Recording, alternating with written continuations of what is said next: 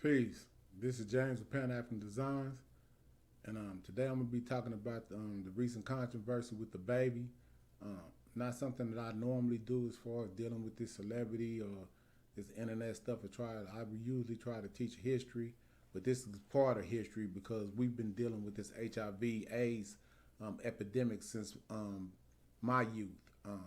AIDS was not around when I was a young person, but it came out about 1987, 88, round off in that area, not sure.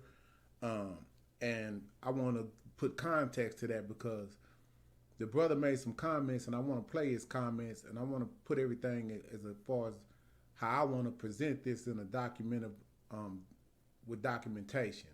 I don't want to really just use my own words. I want to really do it the way that it's supposed to be done to help to defend the young brother.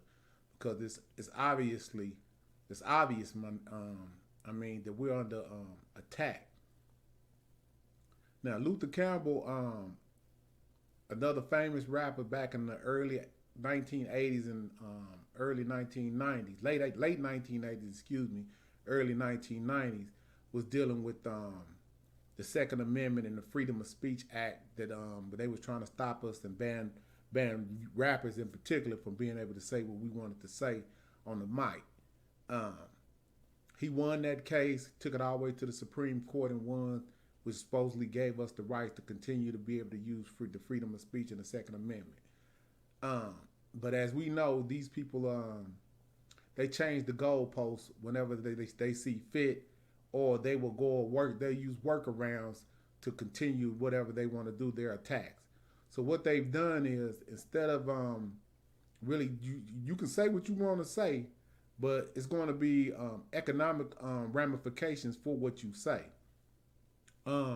He's economically vulnerable because in an African-American man, often enemy territory. Let me just say that, and be frank and blunt with that. For some reason or another, we're not allowed to speak about things that are detrimental to our community, and we're supposed to just be able to accept or not address things that are harming our community. As a parent in America, and what's told to us is to try to raise good children.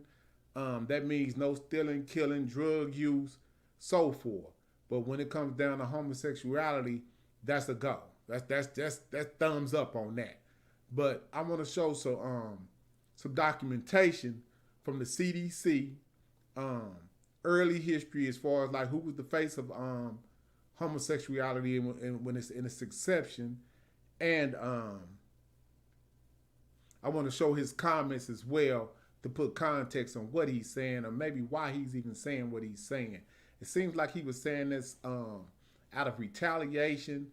Not saying that that's an excuse, but we know that when someone's being attacked, verbally defending yourself is as well as physically defending yourself is ways in human nature. So let's not go there with that. But it looks like the brother was defending himself. So with that said, let me go ahead and share the video, man. Let's go on and get this cracking. So these are his comments that made, from my understanding, July the 25th, 2021. You didn't show up today with HIV, AIDS, any of them deadly sexually transmitted diseases that'll make you die in 2-3 weeks. Put a cell phone light in the air. Lady, if you like water, put a cell phone light in the air. Fellas. Lights up. Fellas, if you ain't sucking in the parking lot, put your cell phone lights in the air. Let's be real about this. Yeah, keep it real. Some of y'all suspect as a mother. Okay, that's what his comments was. Now watch this.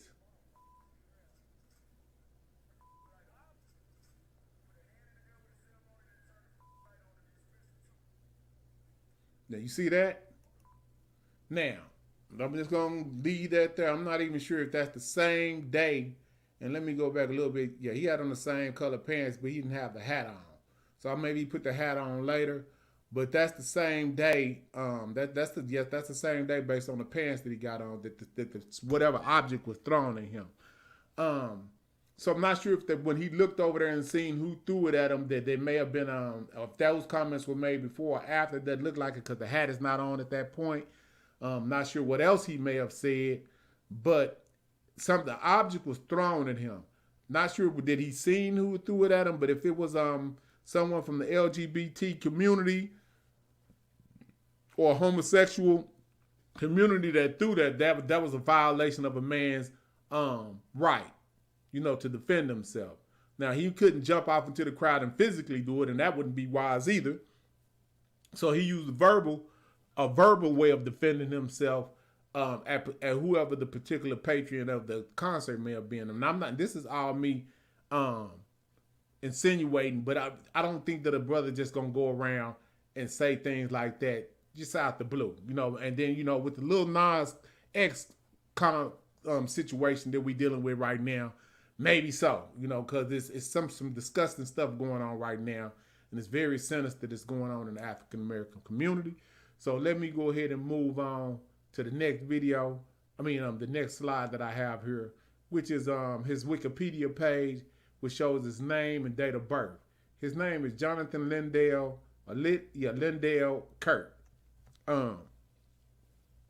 He's born December the 22nd, 1991, making him 29 years of age. He's born from Ohio, Cleveland, Ohio, and he currently lives, I guess, in North Carolina now. But I'm just showing this to show that the brother's still young. And I know when I was 29, I wasn't as educated as I am today. I'm 52 years old today. The brother coming out of the public school system, he's probably not well educated as far as what's going on and how to and it's probably not even his place to even try to defend this. But like I said, it looked like he was under attack and he just did what he could to defend himself.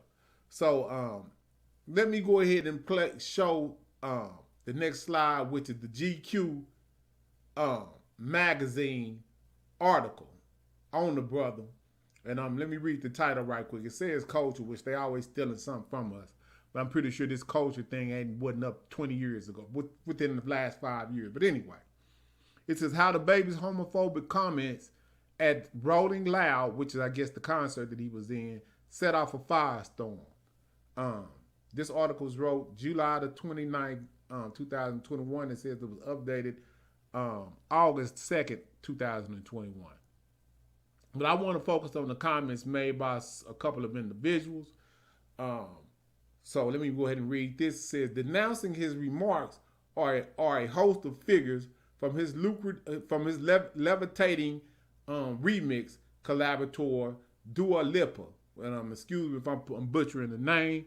It says, I'm surprised and horrified at DaBaby's comments, she wrote, as well as Elton John, who stressed the dangers of AIDS-related misinformation, and Demi Lovato, excuse me if I'm butchering her name, HIV is not a gay disease. And that's where we're going to draw the line at right there.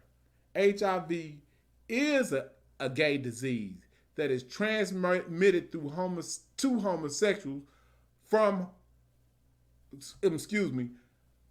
HIV/AIDS is a gay disease that is transferred to the heterosexual community through sex with people that are gay, primarily homosexual men. As you can see, Little Nas X is mentioned in this, but we're not going to even go there because he is obviously miseducated and a lost cause. But what I want to do, I'm going to show in context something that I put out the same day of that concert, ironically.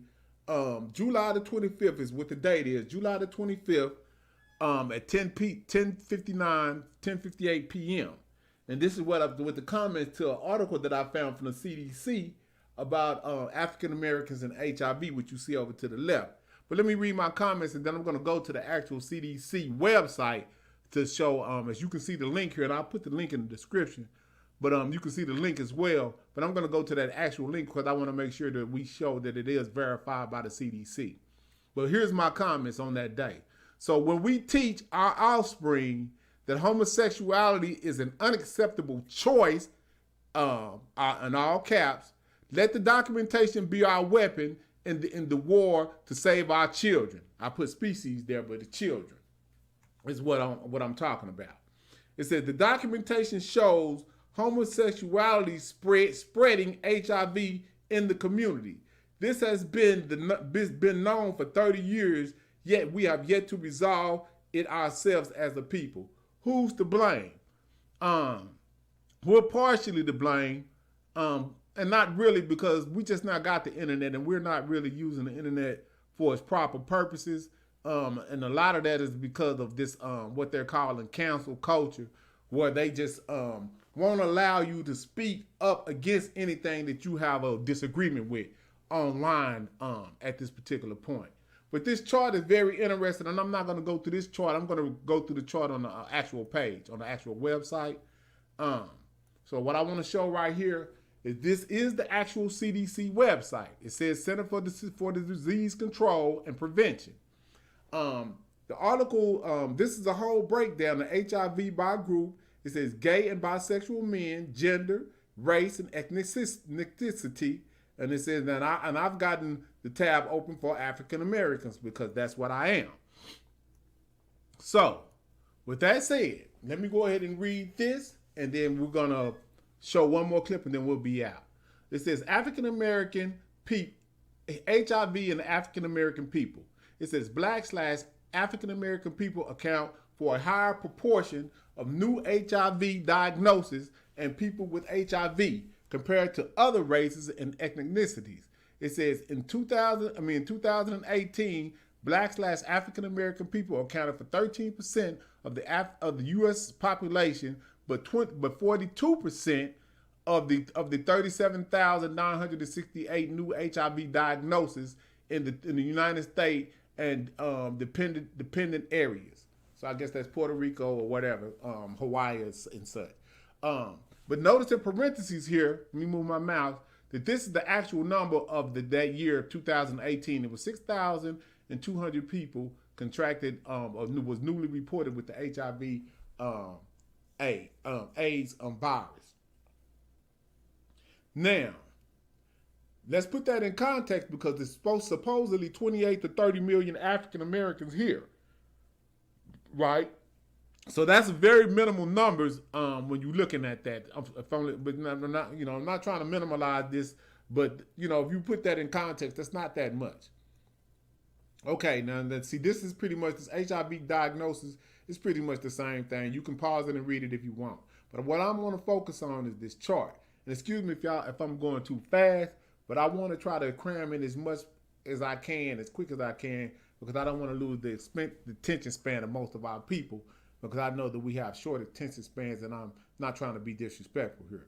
But let me go ahead and read this. It says new HIV diagnoses amongst Black/African American people in the United States and dependent areas by transmission, category, and sex, 2018. It says amongst Black/African American people, most new HIV diagnoses were among men. Okay, now the chart to the right is very telling of who is bringing this into the heterosexual population, right? Because the women who are getting this are infecting heterosexual men. And just look how sad this chart is. So let me just go ahead and read this and break this down. It says men at the top here, and what is that, goldish orange? It says the number, which I guess that's the number equals 11,905 men were diagnosed with HIV that year.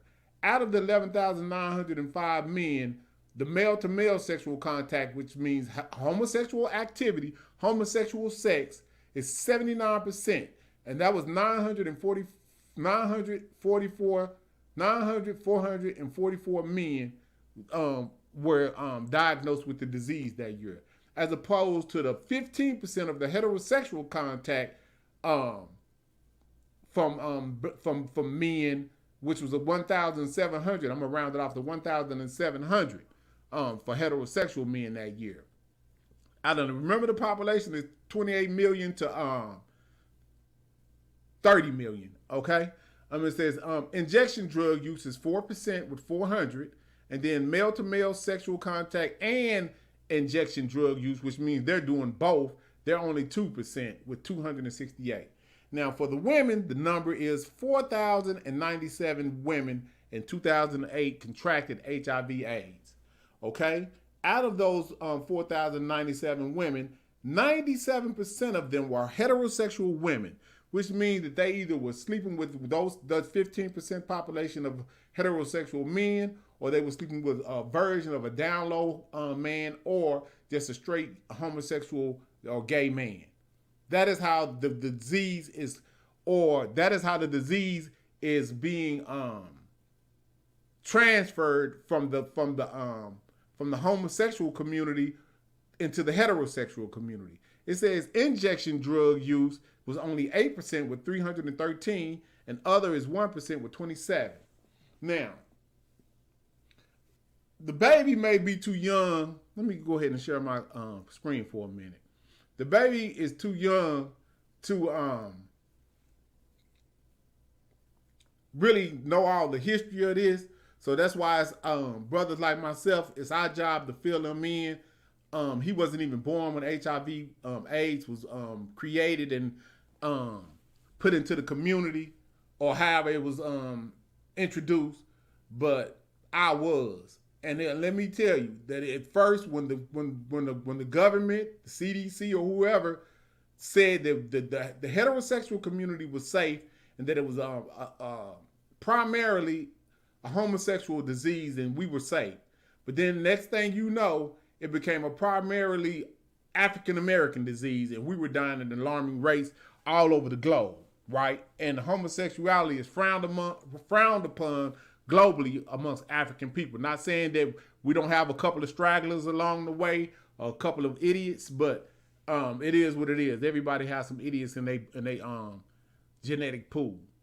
So with that said, let me go ahead and I'm gonna share one last video, and then I'm gonna close out, man, because this don't need to be any longer than what it is already.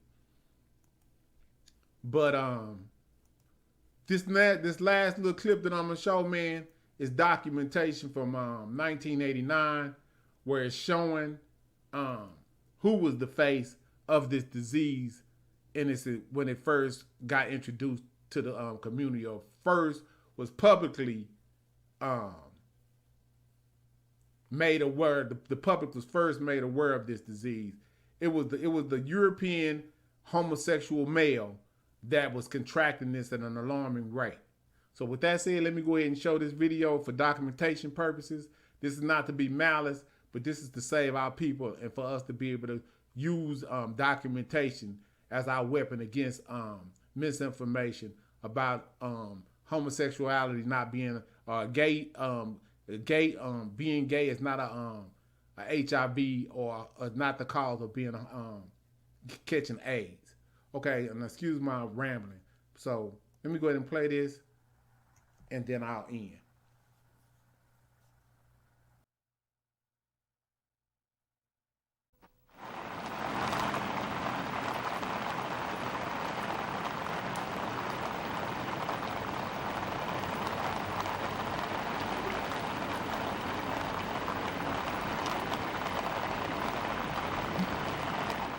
On a rainy morning, people who are in the predicament of being poor and sick face a day of waiting at Parkland Memorial Hospital. When AIDS hit Dallas County, a new group began passing through these doors, educated, formerly middle-class gay men who had become economic as well as physical victims of AIDS. And so you had a group of people who were educated, not used to waiting on lines, waiting in emergency rooms, not getting the medicines that they wanted. And that caused a great deal of pressure on a system that wasn't used to dealing with that. You have to miss a day of work to go to Parkland. You have to... Can you imagine going to the doctor going to the doctor with your appointment and sit there for 6 hours waiting to see him. Who would accept that? Yet there's a whole population of people at Parkland who have accepted it for generations. Historically, most of Parkland Memorial Hospital's patients have been low-income people who have frequently been put in the position of waiting. I've never been on unemployment. I've never had food stamps. And for me, as an individual, to have to ask for something is very difficult. AIDS patient Bill Seals felt he was getting inadequate treatment at Parkland. At the urging of gay community leaders like Bill Nelson, who also has AIDS, Seals sued Parkland on a number of issues. In the lawsuit, Seals and 11 other men stated the problem with Parkland was doctors were allowed to skip rotation through the AIDS clinic. They said the problem with Parkland was it wouldn't provide a missed treatment which helps AIDS patients fight off a deadly form of pneumonia. The problem with Parkland, they said, was people were dying because they couldn't get the drug AZT due to an unreasonable waiting list at Parkland. Dr. Dan Barbero remembers seeing patients burst into tears when he denied them medicine. I found it very uncomfortable to be in the position to have to tell people they weren't going to get AZT when it wasn't my decision not to give it to them. Dr. Barbero testified against his former employer, but Parkland won the suit. Since then, the AIDS clinic has provided the treatments and medical practices the men sued for in the first place. The remedy comes too late for most of the 12 plaintiffs. Only 2 are still alive. He cared about life, and he cared about quality of life and dignity. Clarence Swinney's youngest boy was the most recent to die. He harbors no ill will against Parkland. At the same time, he's proud his son had the courage to sue and the courage to live with AIDS. Knowing that there's almost a certain end, yet living life to its fullest. It just amazed me how he could do that. Gay leaders say young men like James Swinney are victims of both AIDS and a discriminatory society. They say it's a society which holds back on research and resources for a disease that is rapidly becoming indiscriminate. Sherry Woodard, Channel 5 News, tonight. So, let me close, man, with this. Now, if you love your children, you're going to tell them the rights and wrongs. I don't know anybody that's a parent that procreated their child in a conventional way that would be that would encourage their child to be a homosexual. It's not a positive, and I want to be careful on how I say this. It's not a positive way of life. It's just like me not wanting my kids to kill, steal, be disrespectful. All of that is in the same category is what parents are supposed to be about as far as teaching their children. Look at this chart, man. I'm going to close the chart out and I'm going to end, man. But with that said, man, we need to do a better job as African-American men, heterosexual African-American men, as far as coming to the defense of some of these young brothers that's trying to fight. My name is James, man. I'm the owner of Pan-African Designs and Apparel. I know this might go over wrong, and my website might be taken down, all kinds of stuff, but I felt that this was something that was very necessary that I needed to address. So with that said, peace. Like and subscribe to the channel. Support the brand. Right now we're dealing with an issue with the large prints, like this print that I have on here. If you can see it, we got some bad prints, y'all. And I hate that. We had a good company, but they went out of business. We went and tried to find another company. They charged us an exorbitant amount of money for their prints, and their prints are not any good. They're peeling off and not standing up to the standards of what we want. So we need to either be able to make our own prints eventually, sooner or later, but without support, I can't make none of that happen. So what I'm suggesting is we can still do flags.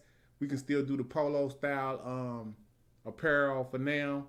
But I'm going to be taking down all large prints like this until we can get that problem fixed. So my apologies again if you received a defective product, and we're working as diligently as possible to get that corrected. So with that said, peace and hotel.